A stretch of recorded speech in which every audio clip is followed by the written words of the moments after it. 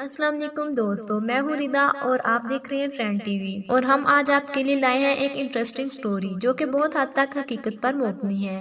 Video کی طرف بڑھنے سے پہلے چینل کو سبسکرائب کر لیں اور ساتھ میں موجود بیل آئیکن کو پریس کر لیں تاکہ ایسے مزید ویڈیوز کا نوٹیفکیشن آپ کو سب سے پہلے ملتا رہے۔ تو چلتے ہیں آج کی ویڈیو کی جانب۔ اس محلے میں کئی فروٹ بیچنے والے تھے جو اپنے ٹھیلے لگائے رکھتے۔ اس ٹھیلے والے سے میرا واسطہ اس طرح پڑا کہ ایک شام میں ہوٹل میں اپنے دوستوں کے ساتھ بیٹھا اس بات کا رونا رو رہا تھا کہ اس محلے میں فروٹ دوسری جگہوں سے بہت مہنگے ہیں۔ میں کسی اور جگہ کیلے یا سیب وغیرہ کے دام معلوم کرتا ہوں تو وہ کچھ اور ہوتے ہیں، اور جب اپنے علاقے میں آتا ہوں تو کچھ اور۔ ہاں یار، یہاں زیادہ تر ایسے ہی ہے، لیکن تم نظیر سے فروٹ لیا کرو، ایک دوست نے کہا۔ وہ کون ہے؟ تم نے آئس کریم کی دکان دیکھی ہے نا؟ اس کا ٹھیلا اس کے سامنے ہی ہوتا ہے، تم ایک بار اس کے پاس چلے جاؤ تو دل خوش ہو جائے گا۔ ٹھیک ہے یارا، میں ضرور جاؤں گا، کیونکہ جب تک میں کچھ پھل نہ کھا لوں مجھے نیند نہیں آتی۔ رات کا کھانا تو میں کھاتا نہیں ہوں، رات کا کھانا میں اس لیے بھی نہیں کھاتا تھا کہ اکیلی زندگی گزر رہی تھی، گھر والے دوسرے شہر میں رہتے تھے، میں نوکری کی تلاش میں کراچی آیا تھا، جیسی میں چاہتا تھا ویسی جاب تو ملی نہیں، لیکن کسی حد تک آسرا ہو گیا تھا، لیکن میں مطمئن ہو کر نہیں بیٹھا تھا۔ لوگوں سے کہتا رہتا تھا کہ کسی طرح بھی ہو ایک اچھی سی جاب ہو جائے تو پھر ایک پرسکون زندگی گزر جائے، گھر والوں کو بھی بلا لوں گا۔ ہوٹل کا کھانا کھا کر صحت تباہ ہو گئی ہے، اس لیے میں پھلوں پر دھیان دینے لگا ہوں۔ اس رات گھر کی طرف واپس جاتے ہوئے میں نے اس پھل والے کو آزمانے کا فیصلہ کر لیا جس کی تعریف سن چکا تھا۔ وہ آئس کریم کی دکان کے سامنے اپنا ٹھیلا لگائے کھڑا تھا۔ میں نے اس سے پوچھا، نام کیا ہے تمہارا؟ کیوں بابو جی؟ وہ مسکرا دیا۔ مجھ غریب کے نام سے کیا لینا تم کو؟ ارے بھائی، میرے ایک دوست نے تمہارے بارے میں بتایا تھا، اگر فروٹ لینا ہو تم سے لیا کروں۔ میں نے کہا، بڑی مہربانی جناب۔ اس نے کہا، بتائیں کیا خدمت کروں آپ کی؟ یہ سیب کیا حساب ہے؟ میں نے پوچھا۔ ارے جناب، آپ سے کیا حساب کتاب، جو مرضی دے دو، پھر بھی تم نے کوئی قیمت تو رکھی ہوگی نا؟ اس نے دام بتا دیے، وہ اتنے نہیں تھے جتنے دوسرے ٹھیلے والے بتایا کرتے تھے۔ خوشگوار حیرت ہوا کرتی تھی کہ ابھی بھی ایسے ایماندار لوگ موجود ہیں جن کے نزدیک صرف منافع ہی سب کچھ نہیں ہوتا بلکہ دوسروں کی جیب کا بھی خیال ہوتا ہے۔ اس نے سیب تول کر دے دیے، میں نے قیمت ادا کی اور جب جانے لگا تو اس نے آواز دی، بابو صاحب 1 منٹ۔ میں رک گیا۔ اس نے ٹھیلے سے 2-3 سیب اٹھا کر میرے شاپر میں ڈال دیے۔ یہ لے صاحب، یہ میری طرف سے۔ دوست نے ٹھیک ہی کہا تھا کہ اس سے سامان لے کر دل خوش ہو جائے گا، اور اس نے زیادہ سیب دے کر میرا دل خوش کر دیا تھا۔ اسی وقت فیصلہ ہو گیا کہ اب میں صرف اسی سے پھل لیا کروں گا، اور اس کے بعد بھی میں اسی سے پھل لیتا رہا۔ اس کا یہ رویہ صرف پہلے دن ہی کے لیے نہیں بلکہ جب بھی اس کے پاس میں جاتا وہ اسی طرح کچھ پھل زیادہ دے دیا کرتا تھا۔ میں اس کا گرویدہ ہو گیا، کمال کا آدمی تھا۔ ایک دن میں نے اس سے پوچھا، یار نذیر، تم ایسا کیوں کرتے ہو؟ اب تو میں تمہارا مستقل گاہک ہو ہی گیا ہوں، پھر تم زیادہ سامان کیوں دے دیتے ہو؟ بابو جی، میں آپ کو ایک بات بتا دوں، بہت گر کی بات ہے، ہمیشہ یاد رکھیے گا۔ ضرور بتاؤ، میں نے کہا۔ دیکھیں صاحب، میں جو کچھ چیزیں آپ کو اوپر سے دے دیتا ہوں اس سے مجھ پر کوئی اثر نہیں پڑتا، لیکن اسے یہ ہوتا ہے کہ خدا میرے سامان میں برکت دے دیتا ہے، اور یہ بھی ہوتا ہے کہ میرے گاہک کا کہیں اور جانے کو دل نہیں چاہتا، وہ گھوم پھر کر میرے پاس ہی آ جاتا ہے، جیسے کہ آپ میرے پاس آ رہے ہیں۔ ہاں، یہ بات تو ہے۔ میں نے اس کی تائید کی، اور یہ تم نے بہت پتے کی بات بتا دی ہے۔ تو اس طرح سے سلسلہ چلتا رہا۔ اسی دوران ایک آفس سے میری جاب کا بلاوا آ گیا۔ یہ وہ جگہ تھی جہاں میری تمنا تھی کہ میری جاب ہو جائے۔ وہ ایک بہت بڑی فرم تھی، اس کی سیلری کا اسکیل بھی بہت زبردست تھا۔ میں کئی بار پہلے بھی اس فرم میں اپنی سی وی دے چکا تھا، لیکن پہلے کوئی کامیابی نہیں ہوئی تھی۔ اب ایک عرصے کے بعد جواب آیا تھا کہ میں آ کر انٹرویو دی جاؤں۔ میں نے اس دن خدا کا شکریہ ادا کیا اور انٹرویو کے لیے پہنچ گیا۔ وہ ایک سخت مزاج انسان تھا، اس نے بڑے ٹیڑھے قسم کے سوالات کیے، لیکن میں ان سوالوں کے جوابات دیتا چلا گیا جس سے وہ مطمئن ہو گیا تھا، اور اس نے میری سیلری 40,000 مقرر کر دی تھی۔ میری خوشی کا کیا ٹھکانہ ہو سکتا تھا؟ جہاں میں کام کر رہا تھا وہاں سے مجھے 20,000 ملتے تھے، اب اچانک دگنے ہو گئے تھے۔ مسٹر خورشید، ہم نے آپ کو رکھ لیا ہے، اب یہ آپ کا فرض ہے کہ آپ اپنے کام میں کتنی محنت کرتے ہیں۔ ہمارا اصول کچھ الگ ہے، ہمیں ڈگری وغیرہ کی زیادہ پرواہ نہیں ہوتی، ہم صرف یہ دیکھتے ہیں کہ کام کیسا اور کتنا ہو رہا ہے۔ اس کی طرف سے کوئی شکایت نہیں ہوگی سر۔ آپ کو جس ڈپارٹمنٹ میں رکھا جا رہا ہے اس میں صرف 2 آدمی ہوں گے، ایک آپ اور ایک دوسرا جو پہلے سے کام کر رہا ہے۔ مجھے امید ہے کہ آپ اس کے ساتھ تعاون کرتے رہیں گے۔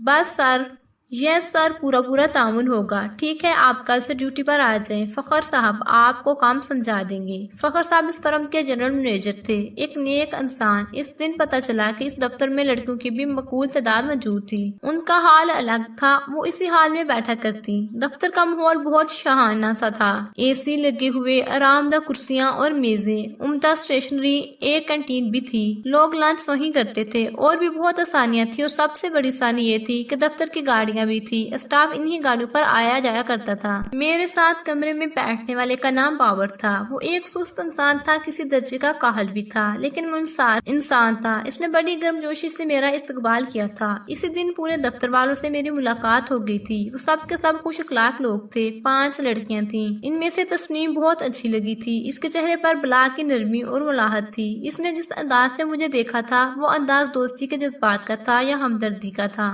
بہرحال وہ میرا پہلا دن بہت اچھا تھا۔ اس شام دفتر سے واپسی پر میں پھل والے نذیر کے پاس پہنچ گیا۔ اسے جب میں نے یہ خبر سنائی تو وہ بہت خوش ہو گیا۔ اس نے اپنا مشورہ دہرایا، خورشید صاحب میری وہ بات یاد رکھیے گا، کامیابی کے لیے یہ بہت ضروری ہے کہ دوسرے کے پلڑے میں زیادہ وزن ڈال دو۔ ہاں بھائی، تمہاری یہ نصیحت ہمیشہ یاد رہے گی اور میں اس پر عمل کرنے کی کوشش بھی کروں گا۔ دوسرے دن میں اپنے وقت پر دفتر پہنچ گیا۔ سب اپنی اپنی سیٹ پر آ کر بیٹھ گئے۔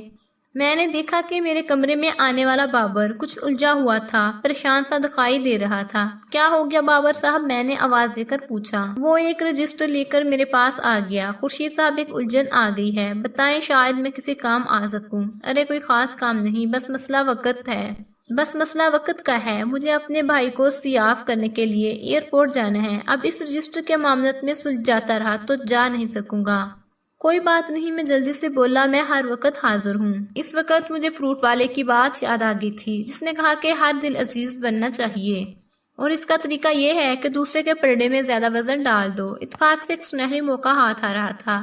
اس نے اپنا رجسٹر میرے حوالے کر دیا اور کوئی خاص کام نہیں تھا، میں بڑی آسانی سے کر سکتا تھا۔ وہ چلا گیا۔ اس کے جانے کے بعد میں نے پہلے اس کا کام نمٹا دیا۔ اس نے اس دفتر کے پلڑے میں زیادہ وزن ڈال دیا تھا اور یہ میرا پہلا قدم تھا، اور ابھی بہت آگے جانا تھا۔ اس کے بعد بھی ایسا ہوتا رہا، بلکہ میں نے اسے اور آسانی بھی دے دی۔ میں نے اسے کہا بار بار، یار بابر، میں یہ محسوس کر رہا ہوں کہ تم آج کل کچھ زیادہ مصروف ہوتے جا رہے ہو۔ ہاں یار، اس نے ایک گہری سانس لی۔ میری سمجھ میں نہیں آ رہا کہ میں کیا کروں۔ تم کو معلوم تو ہے نا کہ میرا بھائی ملک سے باہر گیا ہے؟ ہاں، تم نے بتایا تھا۔ بس بھائی، اس کے جانے کے بعد گھر کی ساری ذمہ داری میرے کندھوں پر آ گئی ہے۔ دنیا بھر کے کام ہیں، اس طرف دفتر کے کام ہیں، کروں تو کیا کروں؟ میرے دوست دفتر کے کاموں کی طرف سے پریشان نہ ہو، میں کس لیے ہوں؟ تمہارے سارے کام میں کر سکتا ہوں، تم کو ذرا بھی پریشانی نہیں ہوگی اور کسی کا پتہ بھی نہیں چلے گا۔ سچ کہہ رہے ہو نا یار؟ ظاہر ہے تمہاری پریشانی میری پریشانی ہے۔ تم اس دفتر میں میرے ساتھی ہو، مجھ سے جو ہوگا وہ کروں گا۔ دفتر میں زندگی بہت شاندار تھی اور اس لڑکی کی تسنیم سے بھی میری دوستی ہو گئی تھی، لیکن ہم نے دفتر والوں سے دوستی چھپا رکھی تھی۔ شام کے بعد دفتر سے فارغ ہو کر ہم ایک اسٹارٹ اپ پر پہنچ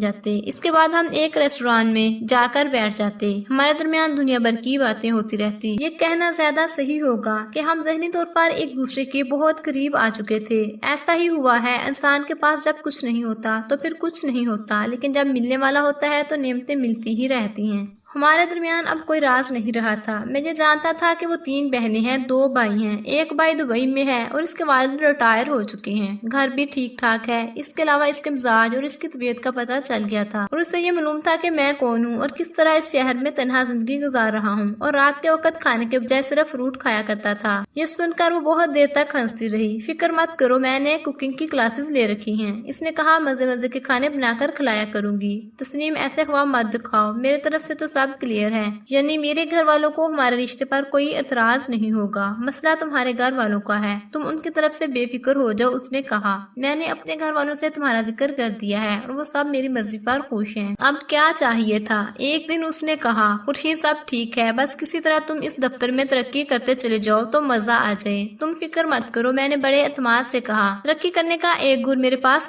ہے, تم دیکھ لینا، بس کچھ دنوں کے بعد مجھے سر آنکھوں پر بٹھائے گا۔ اب میرا کام یہ رہ گیا تھا کہ میں کسی طرح باس کی خوشنودی حاصل کر سکوں۔ تسنیم کے ساتھ ابھی تک یہی معاملہ تھا کہ ہم دونوں چھٹی کے بعد اسٹاپ کی طرف چلے جاتے، اس کے بعد کسی ہوٹل میں جا کر بیٹھ جاتے۔ فروٹ والے کی طرف بھی جانے کا موقع کم ملتا تھا، لیکن جب بھی جاتا بہت سے فروٹ خرید لیتا کیونکہ اسی کے مشورے پر عمل کر رہا تھا۔ دفتر میں نے بابر کو اس کے کاموں سے بے نیاز کر دیا تھا اور میری کوشش یہ تھی کہ کسی طرح باس تک یہ بات پہنچ جائے کہ میں دفتر کی بہتری کے لیے کتنی کوشش کر رہا ہوں۔ ایک دن میں دفتر پہنچا ہی تھا کہ باس نے مجھے اپنے کمرے میں بلا لیا۔ جاب جوائن کرنے کے بعد یہ پہلا موقع تھا کہ مجھے باس کے کمرے میں جانے کا اتفاق ہوا تھا۔ باس نے مسکراتے ہوئے میرے سلام کا جواب دیا۔ بیٹھ جائیں خورشید صاحب، اس نے کہا۔ تھینک یو سر، میں نے اس کا شکریہ ادا کر کے سامنے والی سیٹ پر بیٹھ گیا۔ مسٹر خورشید، اس نے کہا، میری عادت ہے کہ میں اپنے اسٹاف کے ہر ممبر کے معاملات حاصل کرتا رہتا ہوں کہ وہ کیسا جا رہا ہے اور اس کی کارکردگی کیسی ہے۔ یہ تو بہت اچھی بات ہے سر، اسی طرح دفتر میں ڈسپلن برقرار رہتا ہے۔ تمہارے بارے میں رپورٹ آئی ہے کہ تم کام کرنے کا شوق رکھتے ہو اور تم دل لگا کر کام کرتے ہو۔ ارے سر، یہ تو میں اپنا ہی آفس سمجھ کر کام کرتا ہوں، میں نے انکساری دکھائی۔ نہیں، یہ حقیقت ہے، اس لیے میں نے یہ اندازہ لگایا ہے کہ ہمارا دفتر بلا وجہ ایک آدمی کی سیلری برداشت کر رہا ہے، یعنی بابر کی۔ تم اس کا کام کر کے دیا کرو، اب کچھ چھپانے کی کوشش مت کرنا۔ میں سب جانتا ہوں، اس لیے میں نے یہ فیصلہ کر لیا ہے کہ بابر کو فارغ کر دیا جائے، اور جو ایک کام آدمی کر سکتا ہے اس کے لیے دو آدمیوں کی کیا ضرورت۔ اب اس کا کام بھی تم کیا کرو گے، کیا یہ منظور ہے؟ میرا دل دھڑک اٹھا بے ساختہ فروٹ والے کے لیے، دل سے دعائیں نکلنے لگیں۔ کیا بات بتائی تھی اس نے کہا کہ پلڑے میں وزن زیادہ ہو تو انسان کی قدر ہو جاتی ہے۔ میرے پلڑے میں اتنا وزن ہو گیا تھا کہ ایک بندے کو فارغ کیا جا رہا تھا۔ سر، میں کیا کہہ سکتا ہوں؟ میں نے کہا، آپ باس ہیں، تمہیں کچھ کہنے کی ضرورت نہیں۔ باس جلدی سے بولا، اب ایک بات بتاؤ، کام زیادہ ہے، کیا تمہارے پاس اتنا وقت ہوگا کہ تم دیر تک بیٹھ کر سارے کام نمٹا سکو؟ کیوں نہیں باس، میں نے کہا، میں ہر حال میں اپنا کام نمٹا کر جایا کروں گا، بس اس دفتر کو تم ہی جیسے آدمی کی ضرورت تھی۔ اب جاؤ، گڈ لک۔ دوسرے ہی دن بیچارے بابر کو فارغ کر دیا گیا۔ میں اس کے سامنے شرمندگی محسوس کر رہا تھا، حالانکہ اس میں میرا کوئی قصور نہیں تھا، بس یہ احساس ہو رہا تھا کہ بے چارہ میری وجہ سے نوکری سے نکالا گیا ہے۔ اس شام کو میں نے اس فروٹ والے سے نہ صرف بہت سے فروٹ بھی خرید لیے بلکہ اس کے لیے مٹھائی بھی لے گیا تھا۔ کیا بات ہے خورشید صاحب، اس نے پوچھا، یہ مٹھائی کس خوشی میں آئی ہے؟ بھائی نذیر، تمہاری وجہ سے میری راہیں کھلنے لگی ہیں، میں نے تم سے جو سبق سیکھا ہے اس کا بہت اچھا اثر ہوا، چلو جی، مبارک ہو تم کو۔ تسنیم کو دوسری شام میں اپنے ساتھ سی ویو لے گیا تھا، جہاں ہم بہت دیر تک بیٹھے رہے۔ زندگی اچانک ہی حسین ہو گئی تھی، لیکن زندگی کا یہ حسن صرف ایک دنوں کے لیے تھا۔ اب صورتحال یہ ہے کہ میں رات 10-11 بجے تک دفتر میں جھک مارتا ہوں، اپنے ساتھ دوسرے آدمی کا کام بھی کرنا پڑتا ہے۔ تسنیم سے باہر کی ملاقات کو مہینوں ہو گئے ہیں، فرصت ہی نہیں ملتی۔ اس فروٹ والے کی طرف بھی جانا بھول گیا ہوں۔ ایک دن تسنیم نے مجھ سے کہا، خورشید، تم میرے گھر آؤ، ایسا نہ ہو کہ بہت دیر ہو جائے۔ اسے کیا جواب دیتا، کیونکہ میں اب نادیدہ جال میں پھنس گیا تھا۔ اتنی ہی تنخواہ میں رات دیر تک کنارہ کرنا پڑ رہا تھا، کام کے بوجھ سے دماغ سن ہونے لگا۔ اب تو فروٹ والے سے بھی دہشت ہونے لگی۔ میں دوسروں سے فروٹ لیا کرتا تھا، چاہے وہ کم ہی دیتے ہوں، مہنگا دیتے ہوں، اب کسی کی نصیحت قبول کرنے کو تیار نہیں ہوں۔ آپ بھی میری اس کہانی سے سبق سیکھیں اور دفتروں میں اوور سمارٹ پڑھنے کی کوشش نہ کریں، اور یہ سبق یاد رکھیں کہ اس کو چھٹی نہ ملی، اس نے سبق یاد کیا۔ آپ کو میری خستہ حالی دیکھنی ہو تو کسی دن دفتر آ جائیں، آپ کو ایک آدمی اپنی کمر تھامے کرسی پر بیٹھا نظر آ جائے گا، اور اس قسم کا جو بھی دکھائی